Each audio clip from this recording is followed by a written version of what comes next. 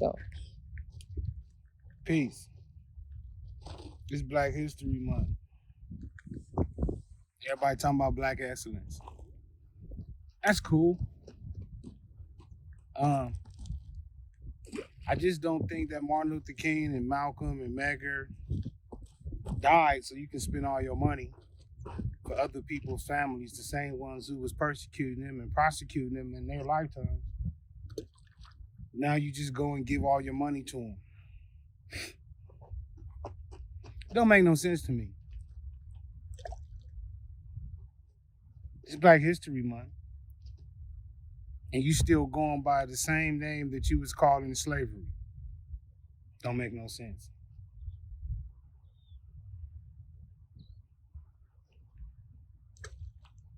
We've been celebrating Black History Month since Carter G. Woodson brought it into existence with Black History Week.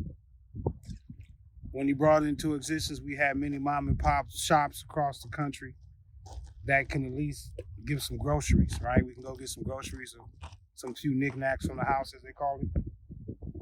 Nowadays, we got all these so-called black excellence billionaires and we don't have one grocery store. So, while everybody proud to be black, understand that you proud to be broke. I don't care if you're a billionaire or not. Your people are broke.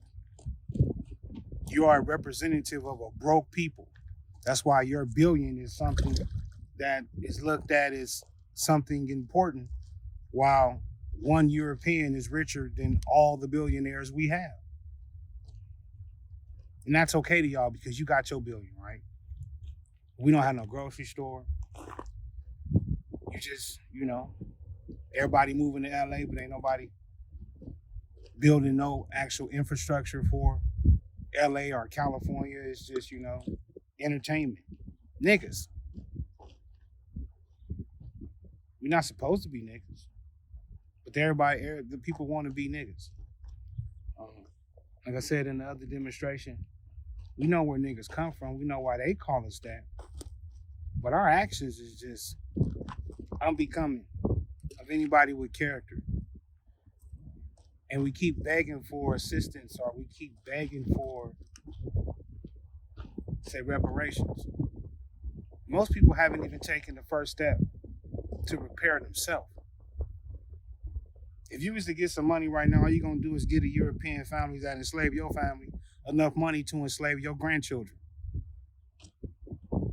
and break the American economy more than it already is. There isn't going to be a legitimate plan on how to use the reparation money to benefit us here in America and all of those that were harmed during slavery. A real plan.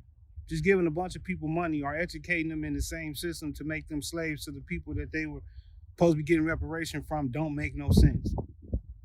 Being able to buy a house near these people who don't want you to be around them don't make no sense. If we're not getting funding for our own housing developments, our own universities, our own institutions or whatever, then somebody playing you. Somebody playing you. And they're going to give you some money so that they can get it back. It's nothing but a big old coupon. You can only use it if you buy it if you buy it from their store. The unconscious African got to wake up, man. This is a vast earth. This is a vast country, vast continent, vast state, which I live in the state of California. And they say they're going to give reparations back for the atrocities.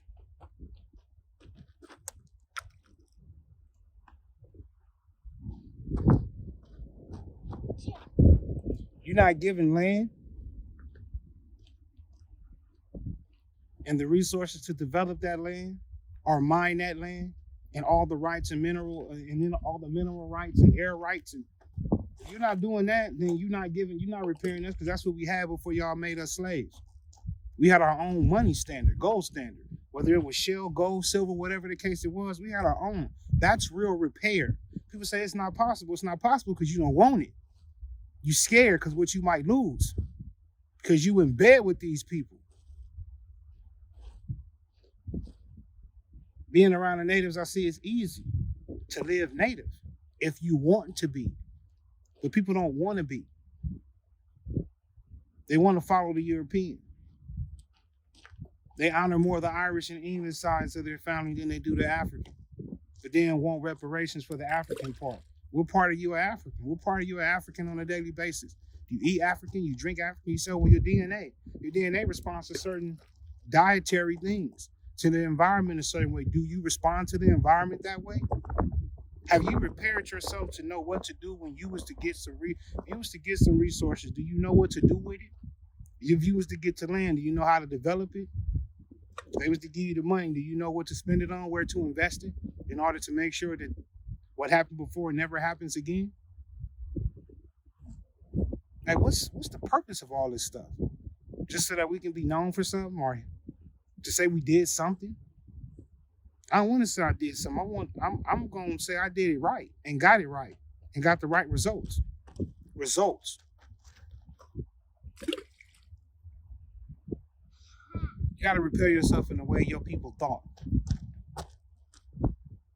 You wake up every day, go to bed every night, thinking it's a certain day, a certain time. You don't even know what time it is, but you talking about you talking about when Jesus come back. If Jesus did come back, you wouldn't know what time it is. So you wouldn't know when to look for him, because you don't even know what year we in. When they say the year of our Lord, they're not talking about Jesus, they talking about Rome. They talking about the emperor. So we on their time, we on the emperor time, we still on Roman time. Thought Rome fell.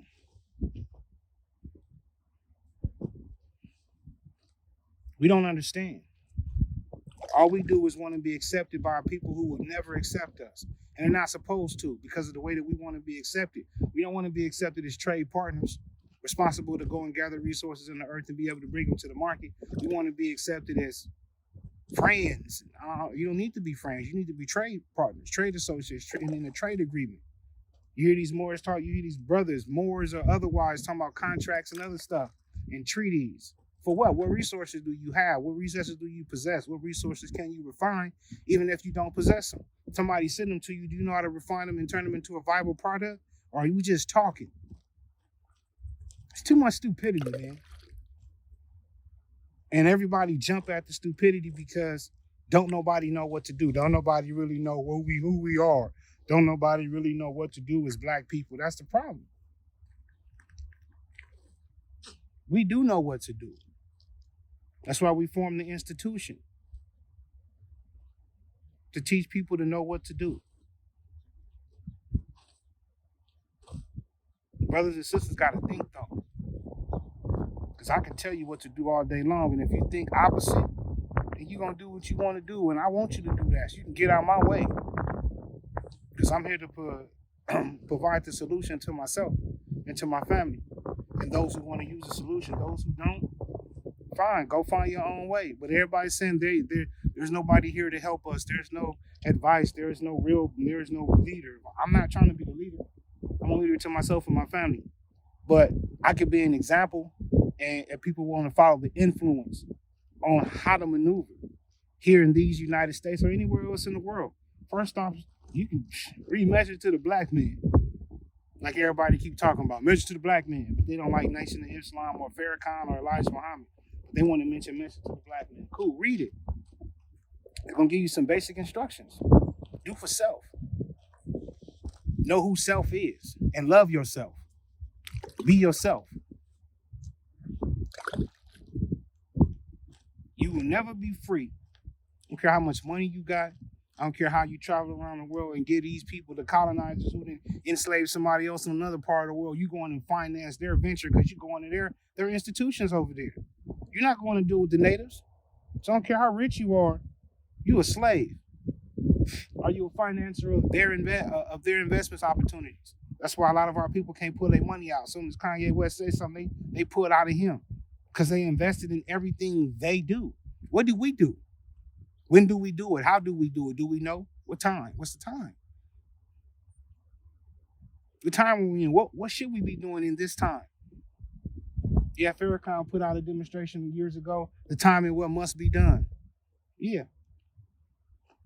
it's a different time now. What must be done? What must really be done? For one, we can't continue to go by black. That's a trademark name put on us when we were in slavery. If slavery is over, so is the titles. Negro and black is the same thing. It's just one is English, is one is Spanish. When they change you from Negro to black, that means it changed title, changed ownership from the Spanish, who founded the missions like they did in California, to the English, who founded what they did over there in Virginia.